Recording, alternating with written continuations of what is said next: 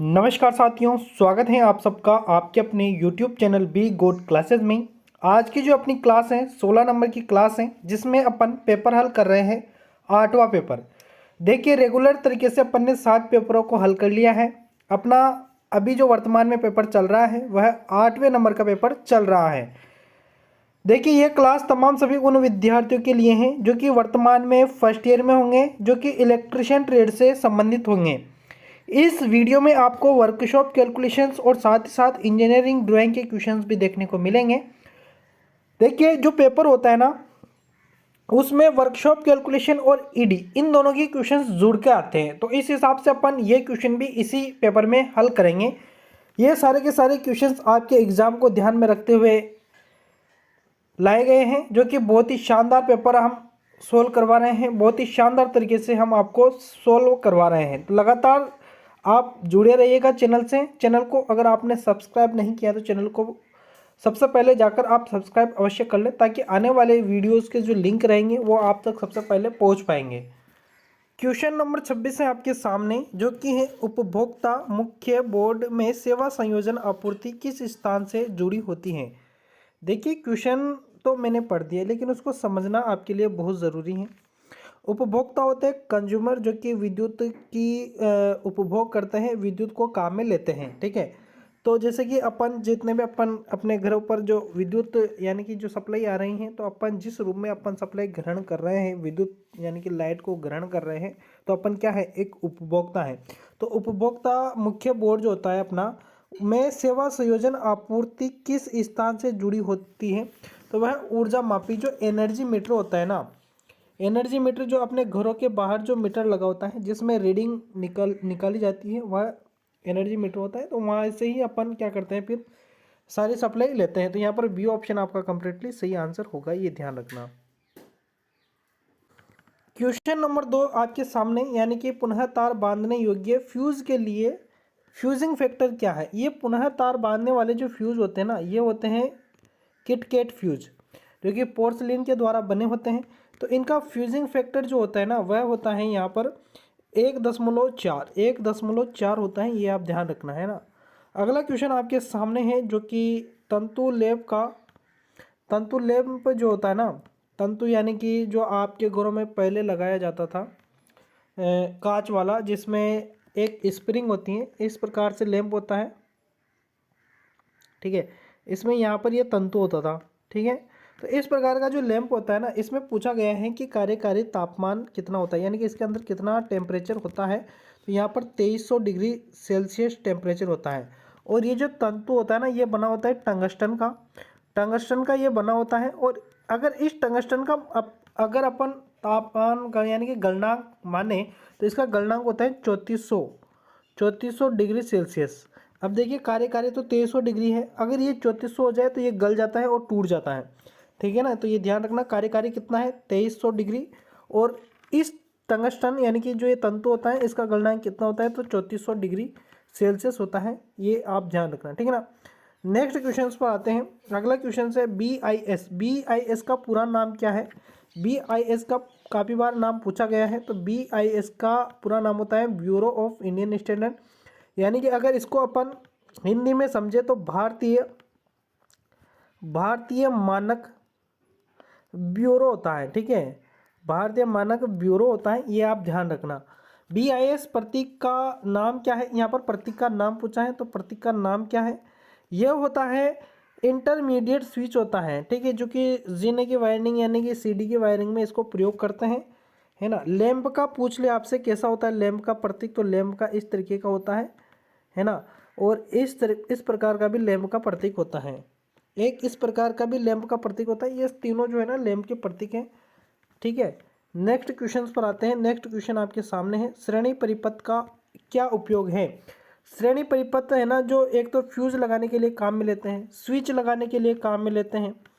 तो जैसे कि यहाँ पर ए ऑप्शन में दिया है परिपथ में फ्यूज, तो परिपथ में फ्यूज है ना श्रेणी क्रम में लगते हैं। तो ये यहाँ पर उपयोग पूछा है, तो एक उपयोग तो यही है। अब यहाँ पर बात है अमीटर में शंट प्रतिरोध। देखिए, अगर केवल और केवल अमीटर पूछता कि अमीटर किस क्रम में लगाए जाते हैं, तो अमीटर अगर पूछता तो समांतर क्रम में, अमीटर की अगर पूछता तो वह लगाते हैं श्रेणी क्रम में। ठीक है, श्रेणी क्रम में। लेकिन यहाँ पर अमीटर जो होता है ना, उसके अंदर एक प्रतिरोध होता है, अमीटर के अंदर एक प्रतिरोध होता है, उसको किस क्रम में लगाया जाता है, इस ऑप्शन के अनुसार, यानी कि अमीटर में शंट प्रतिरोध। तो ये जो प्रतिरोध लगा होता है ना अमीटर के अंदर, वो समांतर क्रम में लगा होता है ना।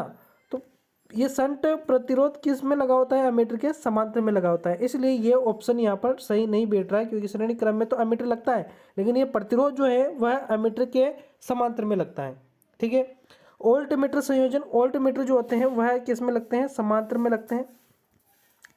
और यहाँ पर घरों में विद्युत लैंप, यानी कि जो घर में अपने जितने भी उपकरण होते हैं वो किस में लगते हैं, तो वो भी समांतर में लगते हैं, ये ध्यान रखना। नेक्स्ट क्वेश्चन है आपके सामने, रिले का नाम क्या है। रिले आपके सामने है, रिले का नाम पूछा है, तो ये रिले है ड्राई रीड रिले है, ड्राई रीड रिले इसको कहते हैं, DRR,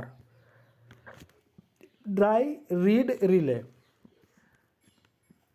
अगला क्वेश्चन है एकल कला यानी कि सिंगल फेज, RC, RC का मतलब होता है रजिस्टेंस और कैपेसिटेंस। तो रजिस्टेंस और सी है ना, RC समांतर परिपथ में लाइन धारा की गणना करने का सूत्र है। तो यहाँ पर आपके सामने देखिए, ये तो है R और ये है C यानी कि कैपेसिटर, कैपेसिटर, ये तो लगा हुआ है कैपेसिटर और ये लगा हुआ है प्रतिरोध। तो ये दोनों लगे हुए हैं समांतर क्रम में, जो कि AC सप्लाई से जुड़े हुए हैं। तो यहाँ पर ज्ञात करने का फॉर्मूला क्या है, लाइन धारा। तो लाइन धारा ज्ञात करने का जो फॉर्मूला है वह है IL, यानी कि लाइन धारा बराबर अंडर रूट लाइन पर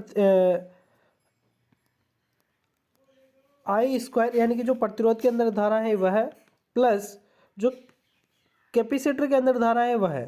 ठीक है, कैपेसिटर की धारा और प्रतिरोध की धारा का स्क्वायर करके दोनों को जोड़ा जाता है और अंडर रूट से हल किया जाता है, तो आंसर निकल के आता है। इसलिए यहाँ पर C ऑप्शन कंप्लीटली आपका सही आंसर होगा। नेक्स्ट क्वेश्चन है, एल्यूमिनियम चालक की चालकता का क्या मान है। एल्यूमिनियम चालक की चालकता का मान पूछा है, जो कि 35 mho मीटर होता है, 35 mho मीटर होता है, ये ध्यान रखना। यहाँ पर D ऑप्शन सही आंसर होगा। नेक्स्ट क्वेश्चन है, प्रतिरोधकता की क्या इकाई है। प्रतिरोधकता की इकाई पूछी है, प्रतिरोधकता की इकाई होती है ओम मीटर। नेक्स्ट क्वेश्चन आपके सामने है, MCB का पूरा नाम होता है मिनिएचर सर्किट ब्रेकर। तो MCB में द्विधात्विक पट्टी का कार्य क्या है। तो अति भार से बचना, यानी कि अधिक करंट से बचना, ज़्यादा करंट आ जाता है तो MCB क्या करती है, सर्किट को ओपन कर देती हैं, ओवरलोड से प्रोटेक्शन देती हैं, बचाव करती हैं। अगला क्वेश्चन है, चालक के प्रतिरोध के व्युत्क्रमानुपाती क्या होता है। तो चालक के प्रतिरोध के व्युत्क्रमानुपाती क्या होता है, तो अनुप्रस्थ काट का क्षेत्रफल होता है। अगर अपन अनुप्रस्थ काट यानी कि एरिया को अगर अपन बढ़ाते हैं तो प्रतिरोध जो है ना वो क्या हो जाता है, कम होता जाता है ना। तो प्रतिरोध के व्युत्क्रमानुपाती क्या होता है, अनुप्रस्थ काट का क्षेत्रफल। अगर समानुपाती पूछा जाता तो तापमान होता है, प्रतिरोधकता होती है और लंबाई होती है ना। नेक्स्ट क्वेश्चन है, विद्युत उपकरणों में प्रयुक्त सामग्री का क्या नाम है। ये सामग्री का नाम पूछा है, तो यह है सीधे प्रवेश के साथ लोहा संयोजन। ठीक है, ये iron connector with direct entry है ना। अगला क्वेश्चन है, अर्थ टेस्टर किस सिद्धांत पर काम करता है। अर्थ टेस्टर जो है वह संभावित का गिरावट, fault of potential. Earth tester किस सिद्धांत पर कार्य करता है, संभावित का गिरावट पर कार्य करता है, फॉल्ट ऑफ पोटेंशियल पर कार्य करता है। अब आते हैं वर्कशॉप कैलकुलेशन के क्वेश्चन, जो कि सिंपल से क्वेश्चन से बार बार रिपीट हो रहे हैं। पानी का क्वथनांक क्या है, 100 डिग्री सेल्सियस होता है। अगला क्वेश्चन से, एक आयत का परिमाण क्या होगा जिसकी लंबाई एवं चौड़ाई 20 सेमी व 18 सेमी है। यानी कि ये है आपके सामने आयत, आयत की लंबाई 20 है और चौड़ाई है 18, और यहाँ पर पूछा है कि यहाँ पर परिमाण क्या होगा। तो इसके लिए फॉर्मूला है 2 कोष्ठक लंबाई प्लस चौड़ाई होता है, जो कि सिंपल तरीके से ज्ञात करेंगे। यहाँ पर लंबाई की जगह लिखेंगे अपन कितना है, 20 है, प्लस चौड़ाई है अपने पास यहाँ पर 18, दोनों को जोड़ेंगे 18 20 कितना होगा, तो 18 20 हो जाएगा 38, इंटू करेंगे 2 से तो कितना हो जाएगा 76 हो जाएगा। तो यहाँ पर आ जाएगा 38 इंटू 2 बराबर 76। यहाँ पर कंप्लीटली अपना सही आंसर होगा। अगला क्वेश्चन है जो कि है एमकेएस प्रणाली में एम अक्सर किसको दर्शाता है। तो एमकेएस प्रणाली में मैं तीनों का बता दूं। एमकेएस, एम यानी कि मीटर होता है, के यानी कि किलोग्राम, ये होता है मीटर, ये होता है किलोग्राम, और ये होता है सेकंड। ठीक है, तो यहाँ पर एम का पूछा है तो क्या है, मीटर है। नेक्स्ट क्वेश्चन है जो कि है साइन थीटा किसके बराबर होता है। साइन थीटा होता है ऑपोजिट साइड बटा हाइपोटेन्यूज साइड होती है। यहाँ पर अपना डी ऑप्शन सही है। नेक्स्ट क्वेश्चन जो कि है पानी की विशिष्ट ऊष्मा का मान क्या है। पानी की विशिष्ट ऊष्मा का मान 1 होता है। नेक्स्ट क्वेश्चन जो कि है किस पदार्थ के द्रव्यमान प्रति इकाई आयतन को क्या कहते हैं। किसी पदार्थ के द्रव्यमान प्रति इकाई आयतन को क्या कहते हैं, तो घनत्व कहते हैं, डेंसिटी कहते हैं, ये ध्यान रखना। नेक्स्ट क्वेश्चन जो कि इंजीनियरिंग ड्राइंग का क्वेश्चन है, चित्र में दिखाए गए सामग्री के पारंपरिक प्रतीक का पता लगाएं। यह है लकड़ी का, हर बार मैंने बताया है आपको, यह है लकड़ी। ठीक है, यहाँ पर ए ऑप्शन सही आंसर होगा। नेक्स्ट जो क्वेश्चन है सामग्री के पारंपरिक प्रतीक को पहचाने, फिर से आ गया, ये किसका है, ये है इस्पात यानी कि स्टील का है ना। अगला क्वेश्चन आपके सामने, मानक के अनुसार सर्कल में कौन सा आयाम सही ढंग से चिन्हित है। तो यहाँ पर कौन सा सही ढंग से चिन्हित, देखिए यहाँ पर लीडर लाइन बनेगी, और लीडर लाइन हमेशा इस तरीके से बनती है, क्योंकि कोई भी वृत्त है ना, गोल आकृति है, उसका व्यास बताना है तो इस तरीके की लीडर लाइन बनती है। तो ध्यान रखना किसमें दी है ऐसी लीडर लाइन, तो इसमें तो है नहीं, यहाँ पर बी ऑप्शन में भी नहीं है, सी में है। लेकिन यहाँ पर गड़बड़ क्या है, गड़बड़ यह है कि ये यहाँ तक नहीं आती, ये यहीं से लौट जाती हैं। ठीक है, आगे देखिए यहाँ पर है, इस डी वाले को देखिए, यहाँ पर ये अपना सही आंसर है डी ऑप्शन। अगला क्वेश्चन है जो कि सामग्री के पारंपरिक प्रतीक को पहचाने। यहाँ पर देखिए 3 क्वेश्चन आ गए प्रतीक के, 6 क्वेश्चन आते हैं इंजीनियरिंग ड्राइंग के, उसमें से 3 क्वेश्चन तो प्रतीक के ही आ गए। सामग्री के पारंपरिक प्रतीक को पहचाने, ये पारंपरिक प्रतीक कौन सा है, तो ये ठोस का है। ठीक है, किसका है, ठोस का। लकड़ी का ऊपर दिए था, इस्पात का भी ऊपर दिया, बचा कांच, बता देता हूँ। ये कांच इस तरीके का होता है। कांच किस तरीके का होता है, तो कांच होता है इस तरीके का, और यहाँ पर इस तरीके से डैश डैश लाइनें होती हैं, है ना, इस तरीके का क्या होता है, कांच होता है। अगला क्वेश्चन आपके सामने है जो कि उपकरण का नाम की पहचाने। ये क्या है, यह है बॉल पिन हैमर।